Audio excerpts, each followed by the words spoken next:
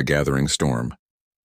The conference chamber floated in the void between star systems, a neutral meeting ground where no single species held advantage. 7 races had gathered here, representatives of the Kryn Collective, an alliance that had dominated this sector of the galaxy for nearly 3 centuries. Their combined fleets numbered in the tens of thousands. Their conquered territories spanned 42 systems, and now they had their sights set on a new prize. Commander Zelith of the Vrokan species stood at the center of the circular table, his forearms gesturing at the holographic display that rotated slowly above them. The blue and green planet spinning there looked peaceful, almost inviting. Earth, the humans called it, 3rd planet from an unremarkable yellow star. The data is conclusive, Zelith announced, his voice carrying the confidence of someone who had never known defeat. This world possesses resources we need. Water, minerals, and a population that could serve our labor requirements. Their military capabilities are primitive. They have not fought a major conflict in over 200 of their years. Around the table, the other representatives murmured their agreement. General Thork, whose insectoid features twitched with anticipation, clicked his mandibles together. Our scouts report fewer than 300 combat vessels in their entire fleet. We could overwhelm them with a single battle group. Ambassador Lyra, the only one who seemed hesitant, raised a slender hand. Her species, the Allori, were known for their caution and wisdom. Have we attempted diplomatic contact? Perhaps they would join the collective willingly. Zelith's laugh was harsh. We sent envoys 3 cycles ago. They responded with politeness, endless talk of trade agreements and cultural exchanges. They are weak, Lyra. Diplomacy is wasted on those who cannot defend themselves. The vote was unanimous. The invasion would proceed within the month. As the representatives departed to their respective flagships, none of them noticed the small anomaly in their sensor data. A brief flicker lasting less than a microsecond that suggested someone might have been listening to their supposedly secure meeting. The Kryn invasion fleet assembled at the edge of the Kuiper Belt, just beyond the orbit of Neptune.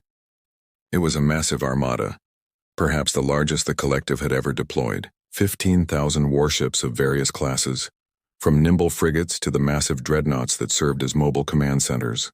Zelith stood on the bridge of the flagship Dominant Fang, watching as the final vessels dropped out of faster-than-light travel and took their positions in the formation. All units report ready. Commander, his tactical officer announced. Weapons charged, shields at maximum. We await your order. Zelith allowed himself a moment of satisfaction. This would be remembered as one of the great conquests. The propaganda broadcasts were already prepared, cameras positioned throughout the fleet to capture every moment of humanity's surrender. The galaxy would watch and learn once again that resistance to the Kryn Collective was futile. Begin the advance, he ordered. Standard intimidation formation. I want them to see what's coming. The fleet moved as one, a wall of metal and energy that blotted out the stars. They crossed Neptune's orbit without incident. Then Uranus, then Saturn. At each milestone, Zelith expected some response from the humans, a desperate plea for mercy perhaps, or a futile mobilization of their pathetic defense forces. Instead, there was only silence. This is strange, his communications officer said, her voice uncertain.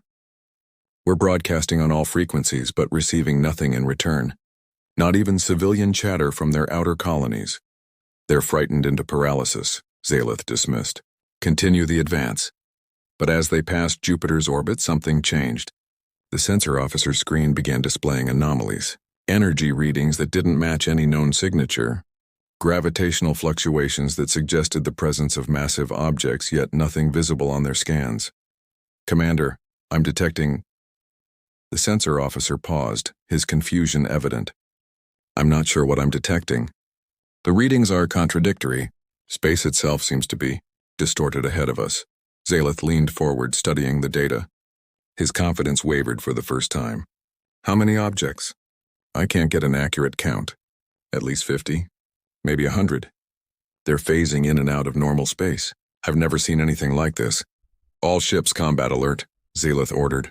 Battle formation Delta. Prepare for... The stars disappeared, not dimmed. Not obscured. They simply ceased to exist. The entire Kryn fleet found itself surrounded by absolute darkness, as if someone had drawn a curtain around the solar system. Emergency lighting activated across 15,000 ships as crews struggled to understand what had happened. Then, one by one, lights began to appear in that darkness. Not stars, something closer, something that had been waiting for them. They were ships, but unlike any vessels the Kryn had ever encountered. Each one was the size of a small moon, their hulls smooth and featureless except for the soft blue glow that emanated from within. They didn't reflect light. They seemed to absorb it, making them difficult to focus on, as if the eye refused to fully acknowledge their presence. Zealeth counted 12 of them surrounding his fleet. 12 ships, each one larger than his entire command carrier. His tactical computer struggled to process their mass, finally displaying an error message. The numbers were too large. The calculations didn't make sense. Shields up! All weapons target the nearest. Zealeth's order died in his throat as every system on the dominant Fang went dark. Not destroyed, simply turned off. The lights, the computers, the weapons, even the artificial gravity. For a moment, 15,000 Kryn warships floated helpless in the void. Then, as suddenly as they had failed, the systems reactivated. But they were no longer under Kryn control. Every screen on every ship displayed the same thing. A simple message in clear, perfect galactic standard. To the forces of the Kryn Collective. You have entered Terran space without authorization. You have come with the intent to conquer and enslave. We are familiar with your methods. We have studied your history. We know what you did to the Pelleran colonies. We know about the slave markets on Theta Centauri. We know about the civilian populations you eradicated on Kepler 442. Zealeth felt his blood turn cold. Those were classified operations. Information that existed only in the most secure databases of the Collective. How could the humans possibly know? The message continued. You assumed we were weak because we have not fought recent wars. You were mistaken.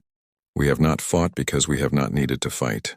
We have spent these centuries preparing for this moment, not to conquer others, but to ensure that no one could ever conquer us. One of the massive Terran ships moved closer to the fleet. As it approached, its hull became transparent, revealing the impossible complexity of its interior. Power conduits the size of cities, weapon systems that seemed to bend space itself, engineering that defied every known law of physics. This is the TDS Eternal Vigil, the message explained. It is one of 72 defense platforms stationed throughout the Sol system. Each one contains more firepower than your entire fleet combined. Each one is fully automated and controlled by artificial intelligence that has spent 200 years learning every possible way you might attack us. General Thork, aboard his own vessel, managed to activate his communication system. This is a bluff!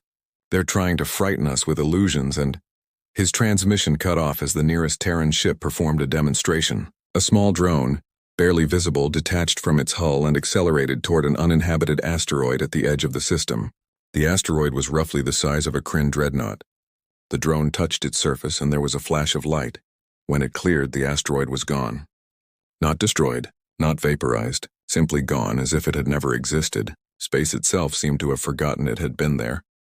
That was a contained singularity weapon. The message stated calmly, we can deploy 100,000 of those drones in under 3 seconds. Or we can use the graviton pulse cannons, or the quantum disruptors. We have many options. Zealeth found his voice, though it shook. If you have such power, why hide it? Why let the galaxy think you were weak? The answer came immediately. Because we hoped it would never be necessary to use it. We hoped that by appearing non-threatening, we might avoid conflicts like this. We were wrong. You came anyway, and now you force us to reveal what we truly are. A new image appeared on the screens. It was Earth seen from space, beautiful and serene. Then the view pulled back, revealing what surrounded it. Hundreds of defense platforms, thousands of smaller vessels, weapons arrays that encircled the planet like a crown of thorns, all of it invisible to normal sensors, all of it waiting. This is humanity's truth, the message continued. We do not want war. We have never wanted war. But we learned long ago that peace must be defended.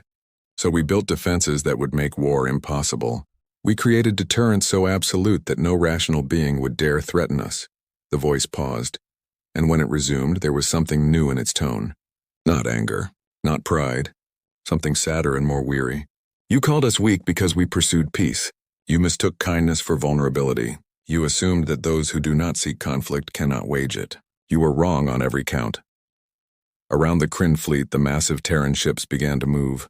forming a perfect sphere with the invaders at its center. Their weapons remained inactive, but the threat was unmistakable. 15,000 warships, the pride of the collective, were now utterly at the mercy of an enemy they had underestimated beyond all reason. "You will now return to your territories," the message commanded. "You will inform your governments that Earth is not to be contacted again for any reason short of genuine diplomatic relations. You will tell them what you have seen here. And you will tell them what happens to those who threaten humanity." "What happens?" Zealeth whispered, though he knew no one could hear him. The answer came anyway, as if the Terran intelligence had anticipated the question. "Nothing happens. That is the point. You leave, you live. You tell your story, and the next species that considers invading Earth will remember your tale and make a better choice. This is how we keep peace, Commander Zealeth. Not through conquest, but through memory. Not through violence, but through the credible threat of it." The darkness that had surrounded them began to lift. The stars returned one by one. The Terran ships began to fade, phasing back into whatever hidden state they normally occupied. But their presence could still be felt, a weight in space itself that suggested they had never really left and never would. "You have 1 hour to clear Terran space," the final message stated. "Use it wisely." The awakening. The journey back to Kryn Collective space took 3 days. 3 days of silence aboard 15,000 warships. 3 days where no commander dared speak of what they had witnessed. 3 days where every sensor operator kept glancing at their screens, half expecting those massive Terran ships to reappear and finish what they had chosen not to start. Commander Zealeth sat alone in his quarters aboard the dominant Fang, staring at the data recordings his systems had managed to capture before being shut down. The numbers still made no sense. The energy signatures defied every known principle of physics. His science officers had reviewed the footage 100 times and could offer no explanation for what they had seen. But it was the message that haunted him most. Not the words themselves, but what lay beneath them, the weariness in that voice, the sadness. These were not the words of conquerors eager to demonstrate their power. They were the words of guardians who had hoped never to be tested. A chime at his door pulled him from his thoughts. "Enter." Ambassador Lyra stepped inside, her elegant features drawn with concern. "The Council has convened an emergency session. They're demanding a full report." Zealeth laughed bitterly. "A report? What shall I tell them, Lyra? That we encountered a species so far beyond us that they could have erased our entire fleet with a thought? That everything we believed about humanity was not just wrong, but deliberately crafted to be wrong? Is that what you think?" Lyra asked, settling into the chair across from him. "That they deceived us? I think they gave us every opportunity to leave them alone," Zealeth replied. "They appeared weak, peaceful, disinterested in galactic affairs. And we interpreted that as vulnerability rather than choice." He pulled up the data again, the images of those massive defense platforms. "Look at this technology, Lyra, these ships, these weapons. This didn't happen overnight. They've been building this for centuries.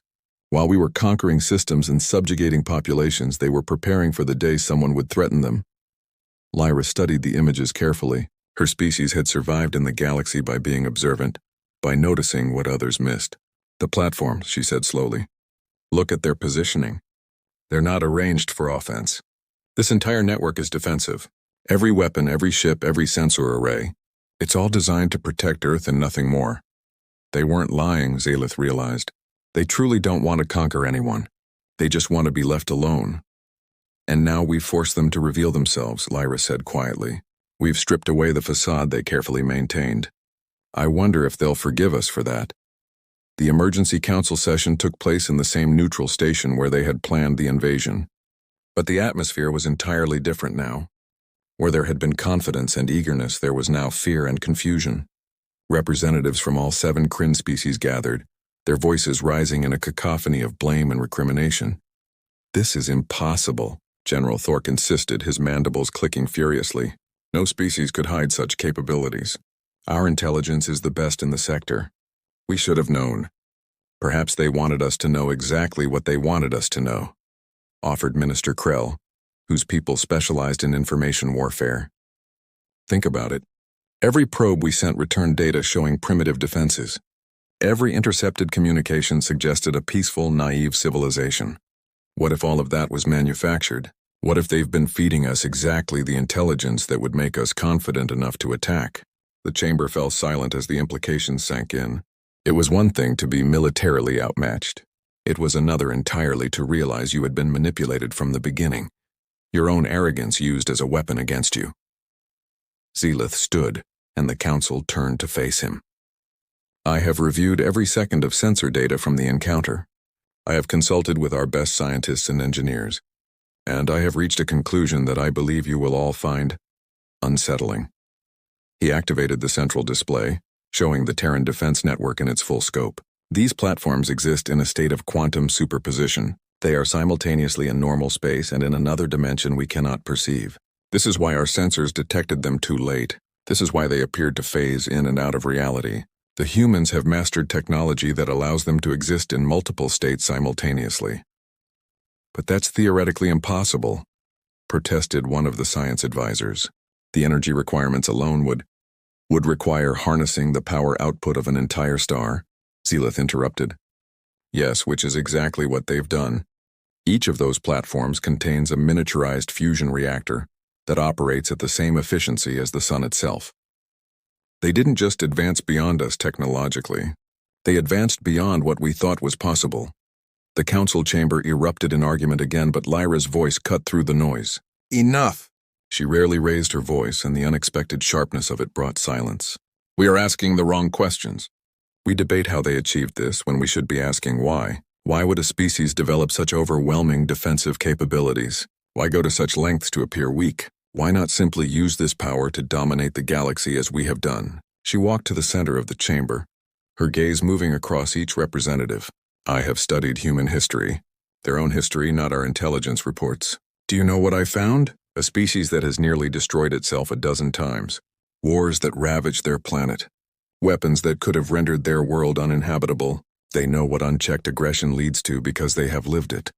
Lyra pulled up images from Earth's past. Cities in ruins. Weapons of terrible power. Monuments to the dead of countless conflicts. They learned, not through defeat but through survival. They learned that the strongest deterrent is not the willingness to attack, but the capacity to defend so absolutely that attack becomes pointless. So what do? Asked General Thork, his earlier bravado completely gone. Do we pretend this never happened? Do we hope they don't decide to retaliate? We tell the truth, Zelith said firmly. We tell every species in the collective and beyond what we encountered. We make sure that no one else makes the mistake we did. Minister Krell looked horrified. That would make us look weak. It would undermine our authority throughout our territories. Our authority was built on the perception of invincibility, Lyra countered. That perception died the moment those Terran ships appeared. Better to control the narrative ourselves than to have it emerge in fragments and rumors. The debate continued for hours, but eventually, a consensus emerged.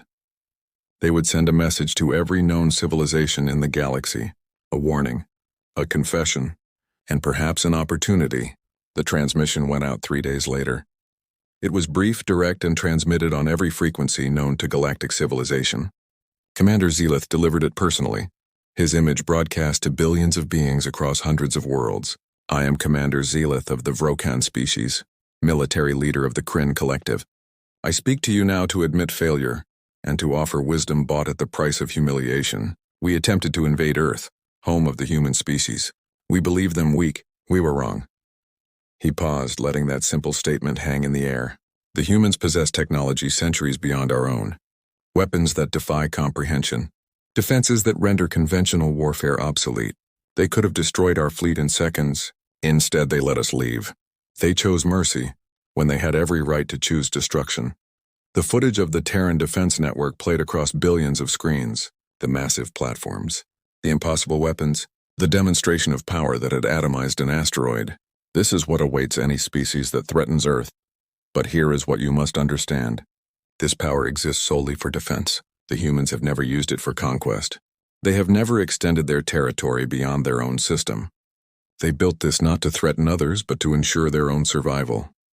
Zelith's expression softened slightly. We have spent centuries believing that strength means domination. That power exists to be used for expansion and control. The humans have shown us a different path. Strength can mean restraint.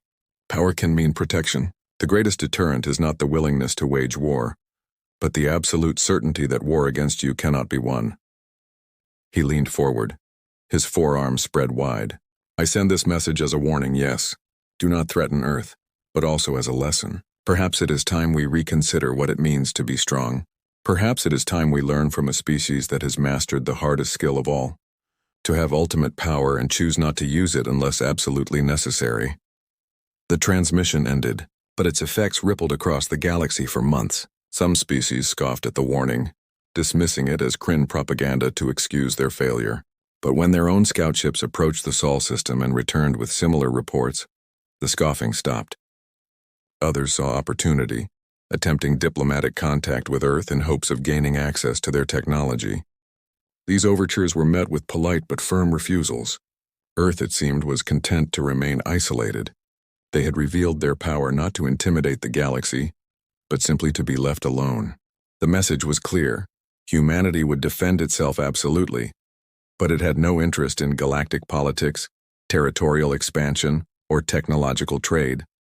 6 months after the failed invasion, a second transmission came from Earth. It was shorter than the first, and addressed to no one in particular. But every species that received it understood its significance to the civilizations of the galaxy. We are humanity. We have shown you what we are capable of when threatened. Now we tell you what we hope for. We hope that one day we can meet as equals, not as conquerors or conquered, not as predators or prey, but as neighbors who share this vast universe. We hope that the display of our defenses will not be remembered as a threat, but as a promise. We will never attack you, but we will never submit to you either. Perhaps someday that will be enough foundation for something better than fear. Until that day comes, we remain watchful. We remain ready, and we remain hopeful. This is the message of Earth. This is the voice of humanity. In his quarters aboard the dominant Fang, Commander Zealith listened to those words and felt something he had not experienced in his long military career. Hope. Not hope for conquest or glory, but hope for something simpler and infinitely more valuable. Hope for a galaxy where strength did not have to mean domination, where power could exist without being wielded, where peace could be maintained not through submission, but through mutual respect born of mutual capability. The humans had taught the Kryn collective a lesson more valuable than any territory they might have seized. True strength was not found in the ability to destroy others, but in the wisdom to choose not to. And the greatest victory was not the one won through battle, but the one achieved by making battle unnecessary. The galaxy had changed. Earth had seen to that with a single demonstration and a simple message. Now it remained to be seen whether the other species would learn from humanity's example, or whether more would have to learn the same lesson the Kryn had, that some prey are not weak, they are simply waiting. And when they finally reveal their true nature, the hunter becomes the hunted and wisdom becomes the only path to survival.